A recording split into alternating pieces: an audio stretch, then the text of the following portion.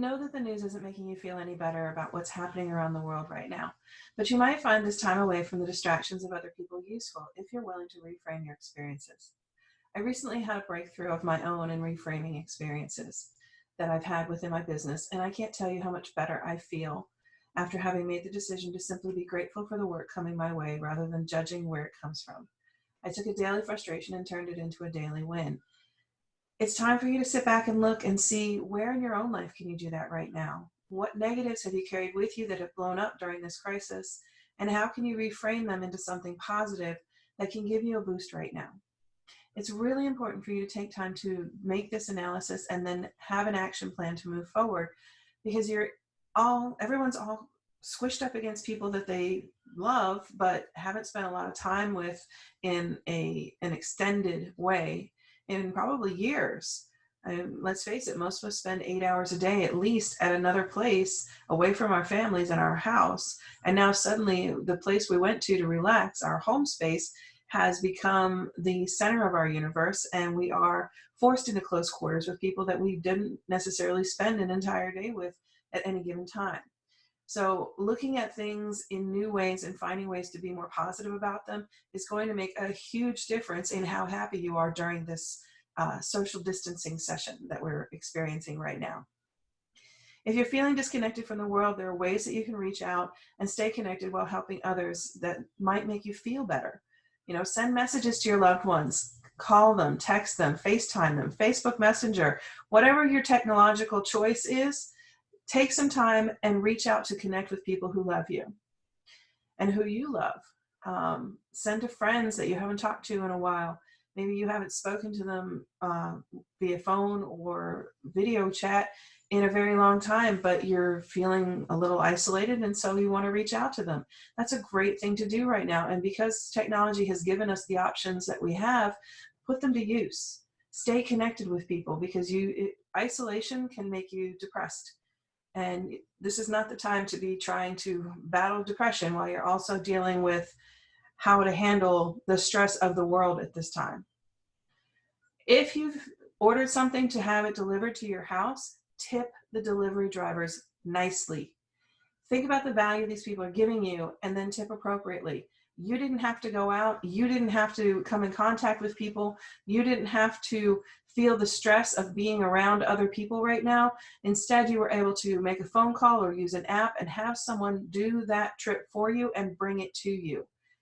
That means these people deserve to be tipped commensurate to the value of what they've done for you. So rather than the $1 or $2 tip you might normally give the pizza guy, give him $5. Be nice. Know that they are striving to survive in every way that you are, but they've chosen to be out in public and deal with people and handle things for them. And you should be grateful that they have made that choice, and that choice was something that was available to you, and then offer them the tip in gratitude, rather than that grudging feeling that we sometimes get when we tip people. Speaking of delivery, send delivery of a meal or something special to someone you love who needs a perk up. You can arrange DoorDash or some other delivery service for them, and then don't forget to tip for them as well. If you have family members that are cooped up and you know that they're starting to get depressed or they're just feeling low, send them dinner, send them something they need from Walmart, because you can make those arrangements at a distance and still help them and connect with them. This last one is something that I strongly advocate for in a lot of different situations.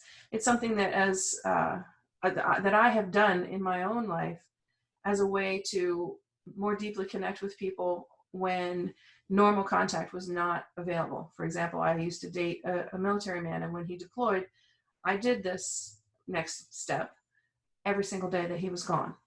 So write a letter by hand, put it on paper with a pen, and then mail it to them. Put a stamp on an envelope, carry it out to the mailbox, flip the little thing up, and then watch it go. It's a personal, energetic touch that will help you connect more closely with someone you love and give them something to enjoy that they may not have had before. I mean, let's face it, when was the last time any of us got a letter in the mail from someone? It's been a really long time, but I bet you remember the last one you got because it really made you feel good. Imagine being able to give that feeling to someone else right now. You know, it only takes a few minutes. I'm sure somewhere in a box in your house you have thank you notes or blank note cards that you could just write a very quick note and say, I'm thinking about you. I love you. I wanted to send you this so that you could have something in your hand. It's not a text message, and it's more personal. And for those of us who work with energy, every time you put your hand on something and put that on something else, you are transferring energy. So while you're writing this letter, think about the kind of energy you want to send to them. Do you want to send them loving energy? Do you want to send them healing energy? Whatever it is, push that energy out of you from source through you into the pen and then onto the paper, so that when they open it up, they get that wash of energy that you've shared with them. It's a really nice way to connect with people when we can't be side by side with them. One of the things that you do want to do is stay informed, and that means choosing reputable sources. The CDC, which, by the way, for all of you TWD fans, is not that building that was in season 1. That's the Cobb Energy Center, and it's in Marietta. The CDC is actually a really boring looking building downtown, which is why they use the Cobb Energy Center. Look to the World Health Organization. Look to reputable news sources. You know, Facebook might have lots of great information, but you have to be willing to evaluate the sources that are presented to you. You might want to keep track of things with your local news sources page. Like I get notifications that ABC here in Atlanta is on live a lot because they're doing hourly updates. That's one thing to keep in mind, though. You might not want to spend time every hour reminding yourself of the things that are going on. Don't oversaturate yourself with news, statistics, numbers, deaths, whatever it is that's making you uncomfortable and unhappy. Don't immerse yourself in it. After 9/11, I left the television on 24/7 for about 2 weeks. And at that point, I'd been having nightmares. I was just horribly upset all the time. And I realized it was because I had oversaturated myself with too much news of what wasn't really happening. You know, those of us who remember 9/11 remember that those weeks afterwards, yes, there was a lot of news, but it was not anything new. It was just rehashing and rehashing and rehashing. And we're starting to get to that point with this pandemic, in that knowing more numbers isn't going to make you feel better, or knowing how many more people have been diagnosed in your state isn't going to make you feel better. It's a good thing to know, and you might want to check in on it something like once a day. But like I said, my ABC affiliate here in Atlanta is doing hourly updates. I don't need that kind of stress in my life, and so I haven't been watching them. I'll catch one a day and see, you know, is there anything interesting that I need to know? Anything that changed here around Atlanta that affects me, which right now very little does affect me because I work from home. I live in a suburban neighborhood, and I'm not in contact with people other than our friends and family who are close by anyway. Let's see here. Have faith that the universe has things in hand, and you will come out of this. You're not going to come out of it unchanged. I don't think there's a single person on the planet right now who's going to come out of this unchanged in some way, but it will come to an end. And right now, you don't need to know all the numbers in order to get to that end. So if they're stressing you out, if watching the news stresses you out, stop doing it. You know, if you're interested and you need information, you can do research and you can find just the things you're looking for.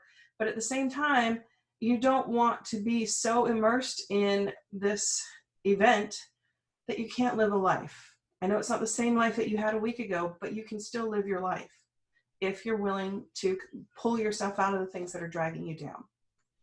Remember, pivot, not panic.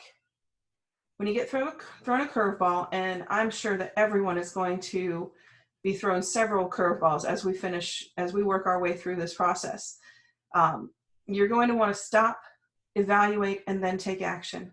So there are a lot of programs that are being made available to you to help you in this strange time. Unemployment for those who cannot work remotely or stay home or have been laid off.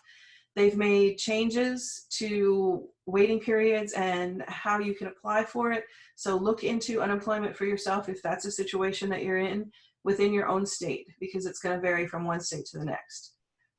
There's a United Way number that's making the rounds for those in need. They are taking down where you're from and giving you a list of local sources for food, for healthcare, for just about anything that you would need, maybe even help with your rent or your mortgage. Those sorts of things are built into that. And then there are community-based programs that are specific to your area that you can reach out to. You know, you might know your area better than I do, of course, because I'm not from there. But, you know, if you are in need, reach out to the people that you know are there to help. And share what you can with others. Try to be a positive influence in your community and offer anything that you can share with others. If you're a teacher, can you help families with homeschool their children while the schools are closed? If you're a healer, how can you offer healing to others and consider using technology for the connection? If you're a tech person, how can you help someone who isn't one find technology or technological ways to remain connected with the world during the quarantine? Anything that you can offer as a service or a helping hand, do it, because one, people need help, and two, it will help you feel better because it's something that you can control. That's a pivot, not a panic. It's a way of getting through things and doing so in a positive manner. Remember to take time to reframe negativity to positive outcomes. Stay connected with your support circle, and if you didn't build one like I told you to at the beginning of this year, now's the time to reach out and find one. There are great groups online that you can reach out to. One of the ones that I recommend to just about everyone is Aligned and Unstoppable with Emily Aarons. And it's a Facebook group, and it is an amazing bunch of people who are working through this process together and finding ways for it to be a positive outcome when it's finally done. All of those things that you can do will help create a happier, healthier outcome for you and those you love. So anything that you can take time to do, connect with people, however it is that you want to make a difference in this very strange time, do it. It will be to your advantage in so many different ways, as well as anyone that you can reach out to help will benefit from it. So I know this is a strange time, and I hope that we are all being kind and loving to each other, and I hope that you're being kind and loving to yourself. Let's take a look at the astrological and lunar energies for this week. The energies this week will not be great for the close quarters living that we've all been doing, but being prepared for them will help you survive these energies. So March 23rd, we have the waning crescent in Pisces. This will bring some romantic feelings, heightened intuition, dreamy mystical moods, maybe a renewed interest in religion and faith, something that a lot of people are going through right now, actually. People will become softer, more tender, and more sentimental. They'll speak kind words and give compliments to loved ones. It'll also bring with it a deeper understanding of the hidden meanings of life, events, and things.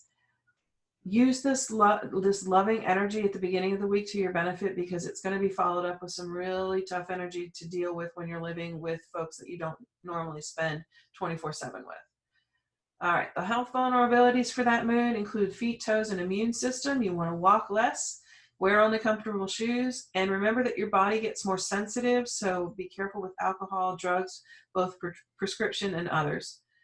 All right, so this is where the contentious energy starts. March 24th, we have a new moon in Aries. This is a time to guard against conflict in your space. The energy is right for it, and you've all been cooped up together for at least a week at this point. People will be more impulsive and short-tempered. Some may show fearlessness and readiness to act in extreme situations. This time is easier to shake old problems or shed the weight of tiresome responsibility. You can free yourself from everything that bothers you and makes your life uneasy. It's time to practice self-control and limit exposure to stress. I know, crazy energy to have right now, but I'm including some information in the crystal and herb section that will help you get through this time, especially with the reduced immune system issues that came up with the Pisces moon. Health vulnerabilities for this moon, the new moon in Aries, include the head, brain, ears, eyes, and teeth.